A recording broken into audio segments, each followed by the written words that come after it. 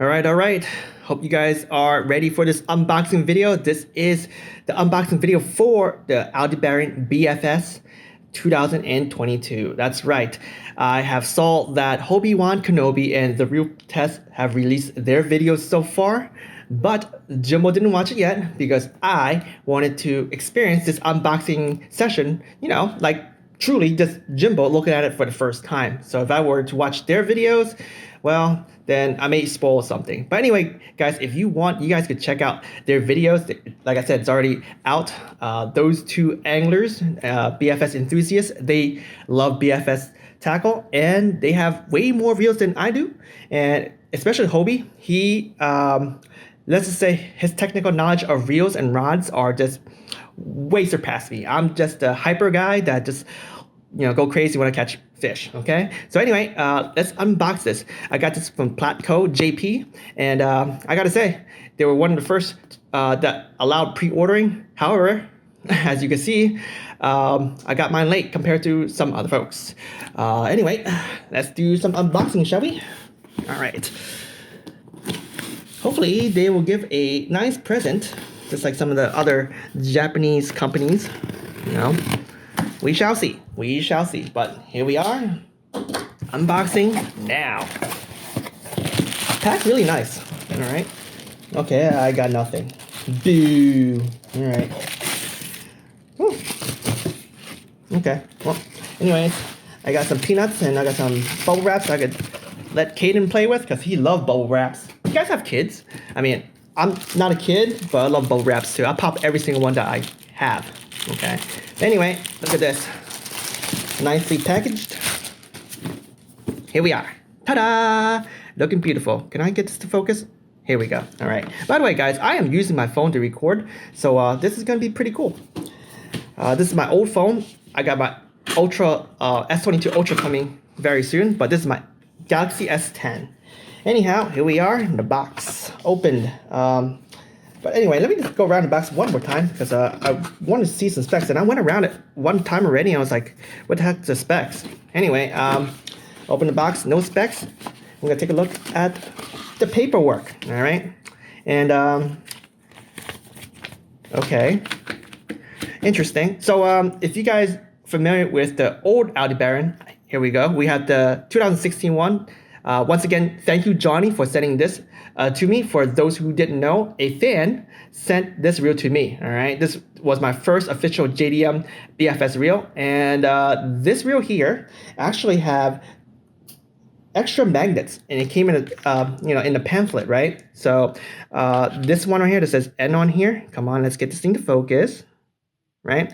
You can actually take this off, and there's none here. So that's interesting. And I did watch one video about this reel, and that was only during when they released the product, and it was a Shimano official video, so it was on Japanese. So Jimbo is pretty rusty in his Japanese, so I did auto translate, and the FTP braking system is a little different. So we'll take a look at it, and we'll kind of compare side to side in a bit.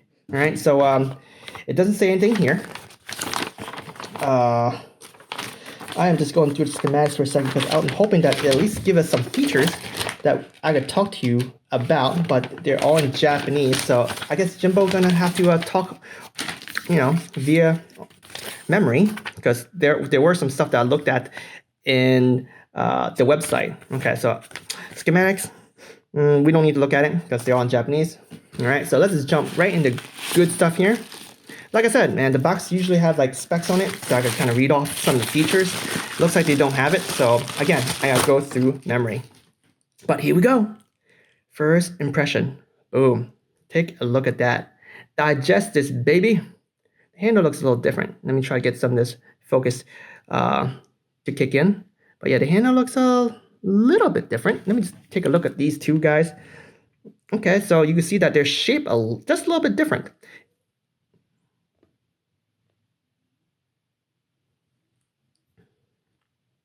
Okay, and also the end caps are a little bit different too.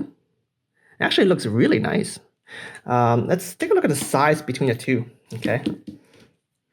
Okay, well, I was hoping, because the spool is a lot smaller. You guys can see here. Let me show you guys right now the spool. It's like the width of my thumb is just like pretty much right at the edge of the spool, right? And if you look at here, right, I can still slide my hand a little bit left and right.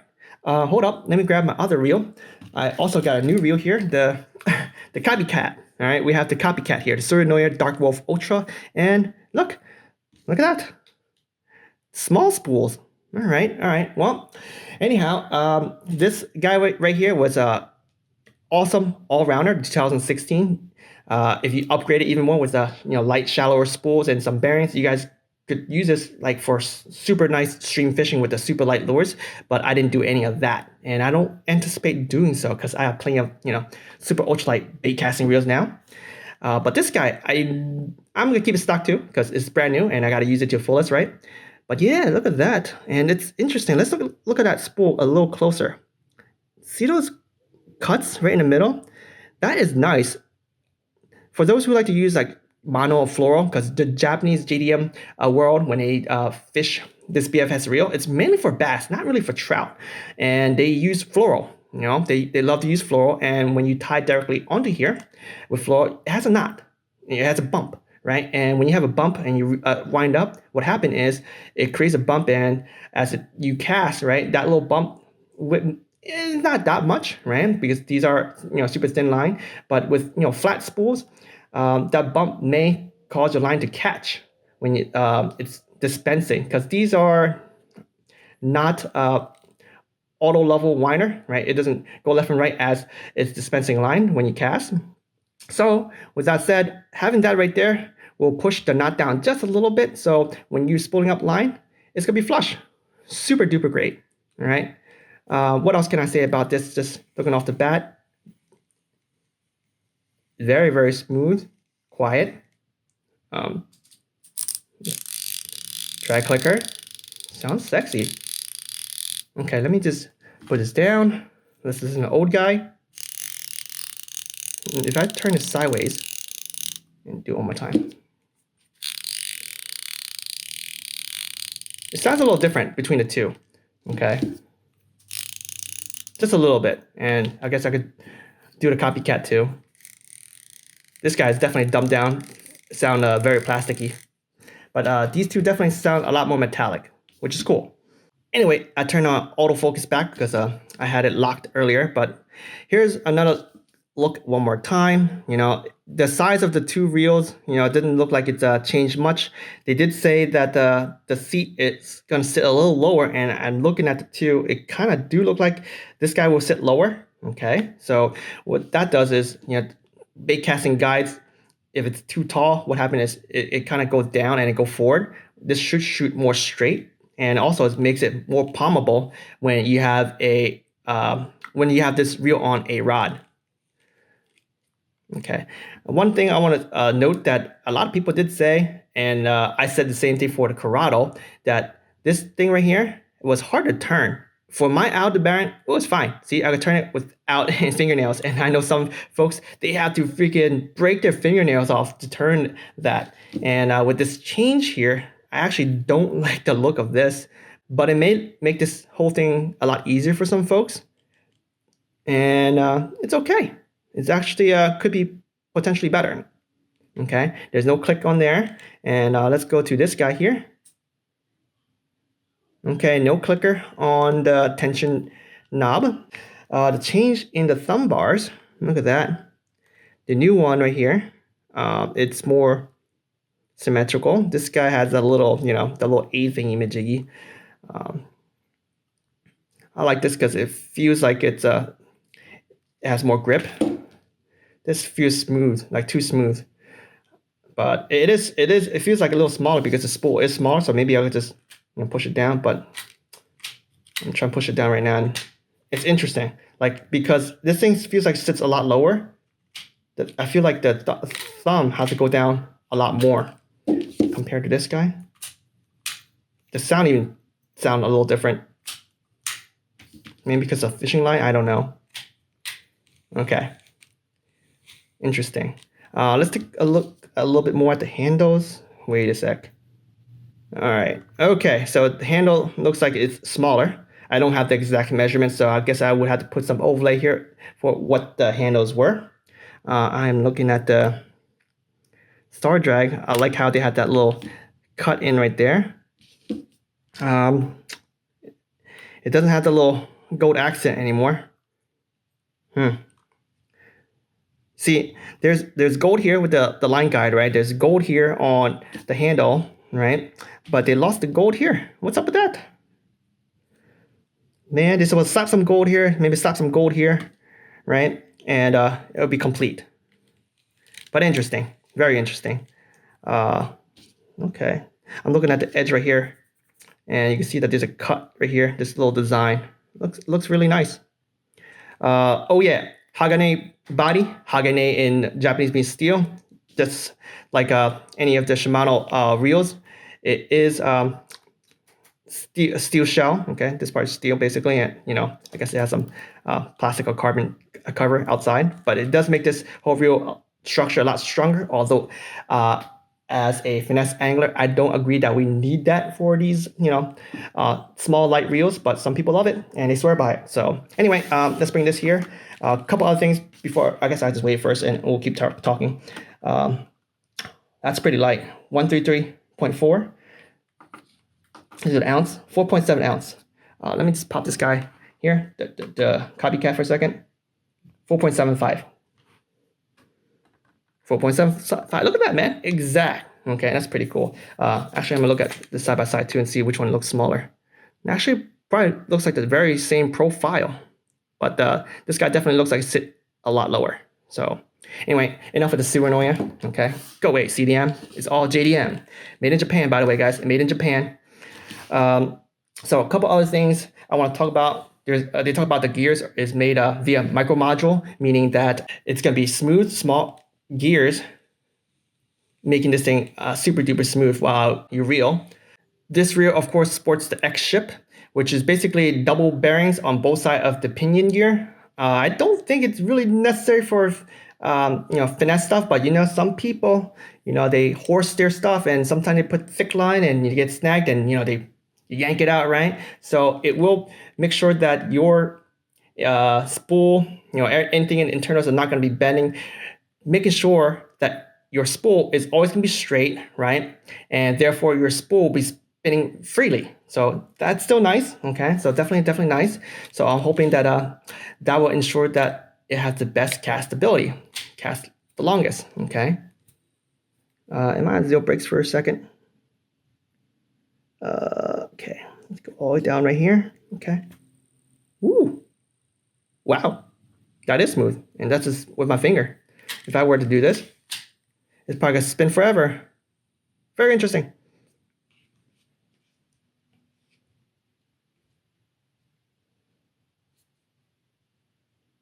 All right, anyway, it's time to open this baddie up. It's down here. Looks like it's kind of harder to, oh wait, that's because it's up. But yeah, it looks like it was kind of hard to open up the plate. But let's take a look at the spool, and let's take a look at the brakes. And what the heck? Okay, that was interesting how to pop it out. Very interesting. Let me take a look at this. So as I mentioned earlier, right, there isn't a extra magnet or removable magnet, but you see the brakes right here, it's pretty much flush. So you are basically using zero brakes when you're actually at zero. So you have more control of your brakes. When you put a zero here for this guy, and I'm gonna pop this guy open so you guys see. Come on.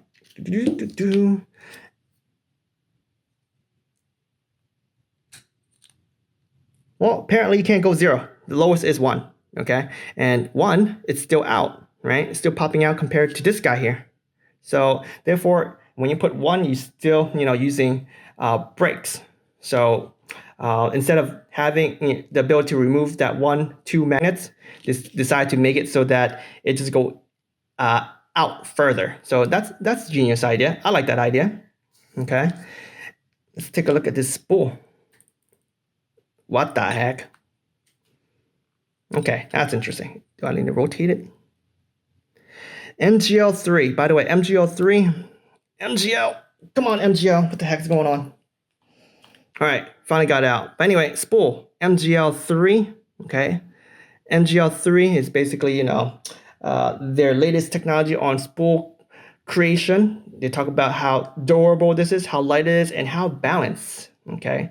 Speaking about balance, I'm actually very curious. Like, do all companies test how well balanced their spools are? Like, if you're driving down a car with an unbalanced wheel, it starts shaking like crazy, right? So I wonder if all wheels from every manufacturer, if they actually test how balanced their spools are. Because you imagine unbalanced spool for here, your reel, when you cast out, it'll be shaking, it'll be vibrating, it'll be crazy. And wait a sec, what did I just notice here? That's an O-ring, a rubber O-ring. And I'm looking at this bearing right here too. That's an O-ring right in the back, black O-ring. That's very interesting. So what I think that would do is it's probably gonna stick to the bearings a lot stronger, right? So if anything spins, it'll be primarily the spinning is the bearing that's on the spool and not the outer ring on the side of your reel, which is very interesting. Very interesting design. Also, it probably prevents any shaking vibration of the spool because sometimes it has some tolerance, and when you have shake, right, the vibration and everything like that when you're reeling or when you're casting, especially when you're casting, because the spool goes very fast, that vibration is gonna shake and it's gonna slow down your spool. But I think with this, rubber seals here, it will keep everything nice and tight. Tolerance is pretty much nothing. So very cool design. Very, very cool design. Maybe that's why I was having trouble taking it out, because this thing was just stuck inside over there. So let me carefully put this back in there. It's interesting that they're not sporting a short shaft spool. Okay, but anyway, yeah, it's in there. Anyway, I'm gonna put this back in there. Okay, and interesting. Let me just jack the brakes all the way to the max and make sure it works. And it's still dynamic, by the way, even though they didn't give you ability to remove the two end magnets. Okay, so what that means for those who don't know what I'm talking about, I'll use this guy here for example. Let me just grab a tool. Do I have anything that's magnetic here? Here we go. This is magnetic, right? Okay, so you see this right here? See how it's moving right there? Okay, the FTB braking system from Shimano is this guy right here, right? So when you cast, your spool spins, and if it spins super fast, that super fast spinning generates a magnetic field around this whole magnetic braking system. And what happened is it's going to shoot out further, making the magnets closer to the spool and slow it down. So that's pretty neat. If it's not spinning too fast, it won't use it. So this dynamic braking system makes your casting a lot smoother, allowing you to cast further. Pretty neat, eh? All right, let's take a look at the gap. The gap is pretty darn small. This is great. So if you like to use very, very thin line, especially if you're gonna be trying to throw the lightest lure with this reel, which Jimbo likely gonna do for my first casting video, go ultralight, this could be it. This looks impressive. But anyway, let's weigh the spool. We definitely want to weigh the spool, shall we? And see what this can do. And I do have my pin puller, and behold, 6.6. And this is a cheap scale, 6.7. We're gonna just do it 3 times. That's it. 6.7 it is. All right, it could be 6.6 and a half. I don't care. And let's take the bearing off in a second. By the way, guys, I have this SDS pin puller. I decided to pull the pin using this guy here because if you guys don't know SDS, Sergey is from Ukraine. So, let's wish him and his family well, because, that war is, it sucks. Sucks.com, all right? Anyways. All right, so I'm glad I actually took this out too, okay? So, I'll put that down right there. There is another black ring right there, and let's take a closer look at this bearing for 1 second. Come on, you can focus. Here we go. Oh, come on, focus. Look at that. So that O-ring is not exactly in the middle. It's actually off to one side. All right, so it's gonna be interesting. Hopefully, aftermarket brands, if you guys are ever gonna make some high-end bearings, you may want to consider the fact that this does have O-rings and design it properly. But anyway, I have this whole thing off to the side, and let's turn this baddie back on, and presto, 5.9. All right. So they have a light spool. So yeah, this thing right here, light spool, smaller diameter. Small diameter is interesting because you get to throw lighter lures a lot easier. Like I love my Tatula 100 when I swapped it out to Companion DIY. That's a big, wide spool, so it dispenses more line per rotation. But when it dispenses too much line and your brakes are not sufficient, you get a crazy bird nest, right? So I'm curious that Shimano shrinking their spool down smaller, what's going to do for us, right? For bigger lures, are you going to lose distance? For smaller lures, are you going to gain distance? Or if you're not going to gain distance, are you going to gain controllability, right? A lot of questions needs to be answered, and the only way we can answer that is cast testing video. But let me shove this thing back on, and let's take a look at maybe one or two more things, and let's wrap the video up. All right, guys, so as I was playing around and putting the bearings back on, and I'm assessing these little O-rings, I am now pretty much certain that what the O-rings are for. So I kind of said it earlier, and just by looking at it a little longer, what I think those O-rings going to help do is, sometimes with all these other spools and spool shaft and your body of reel, potentially your spool, the shaft, may not actually be spinning the bearing itself. Sometimes the spool shaft might be spinning inside the bearing, the inner diameter part. With that said, it's not really utilizing the ball bearings. So having everything kind of snug and totally relying on the bearing itself for spinning, then you have some accuracy. Everything is going to be consistent, which is pretty darn cool. Yeah. All right, so everything's back together. One last spin. Everything looks okay. So Jimbo put everything back on perfectly fine. Now, I guess the last thing I could say is the line guide. And if you guys have used the Aldebaran before, it's a cone shape guide. This means when the line are being dispensed, that cone shape right there, because it's wider on this side and narrow on this side, it will reduce friction. Okay, so when the line's right here and your line guides are at the end, it's not like a sharp angle before it actually shoots out of your reel, which is nice.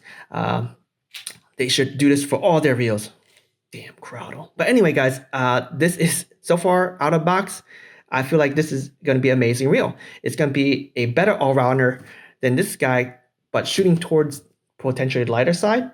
Like with the small spool diameter, small spool, I think they're trying to compete more with the ultralight side. I don't know how light this thing goes. So what Jimbo is going to do is I'm going to first do my cast testing video with ultralight, since trout season is coming up very soon, beginning of April for me, right? So if this thing goes really well, I may use it for some trout fishing, okay? And if it doesn't do too well, it's okay, because Jimbo have several good ultralight baitcasters, right? Ultralight BFS. But Jimbo is going to be focusing mainly this year on more, light tackle and also medium light for power BFS fishing. So you guys could let me know in the comments below what you guys want to see more of, because I want to focus on you guys too, since I don't really have much time on the water this year because daddy duty calls. Depending on what people say, that may sway my plans for the future on this reel. Okay, so yeah, just leave me a comment below. What do you want to see out of this reel? What kind of testing? But definitely, I'm gonna do a cast testing video, casting some ultralight lures, see how low it could go. The fish don't wait, guys. You guys want to buy this reel? You know where I got it from. I left a link in the description below. And if you guys are right-handers, well, hopefully it'll be released very soon. No delays, right? With crazy things happening in the world, hopefully there is no delay for you guys. All right. Hopefully I can pump up some videos before the right hand comes out. So if you guys are right-handers, you guys decide whether you guys want this reel or not. The fish don't wait, guys. Toodaloo.